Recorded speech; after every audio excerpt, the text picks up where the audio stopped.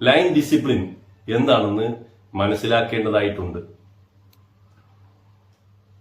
പുതുതായി നിർമ്മിക്കുന്ന ദേശീയപാത ഒരു വശത്തേക്ക് 3 വരി എന്ന നിലയിലാണ് നിർമ്മിക്കപ്പെട്ടിട്ടുള്ളത്. അതിൽ ഒന്നാമത്തെ വരി, അതായത് ഇടതുവശത്തുള്ള വരി, വേഗത കുറഞ്ഞ വാഹനങ്ങൾക്കും ഹെവി വാഹനങ്ങൾക്കും അനുവദിക്കപ്പെട്ടതാണ്. രണ്ടാമത്തെ വരി, ഒന്നാമത്തെ വരിയിൽ തന്റെ മുന്നിലോടുന്ന വാഹനങ്ങളെ മറികടക്കാനും വേഗത കൂടുതൽ അനുവദിക്കപ്പെട്ട വാഹനങ്ങൾക്കും ഉള്ളതാണ്. അതുപോലെ മൂന്നാമത്തെ വരി എന്ന് പറയുന്നത് രണ്ടാമത്തെ വരിയിൽ തന്റെ മുന്നിലുള്ള വാഹനങ്ങളെ മറികടക്കാനും എമർജൻസി വാഹനങ്ങൾക്കുമായി മാറ്റിവെച്ചിട്ടുള്ളതാണ്.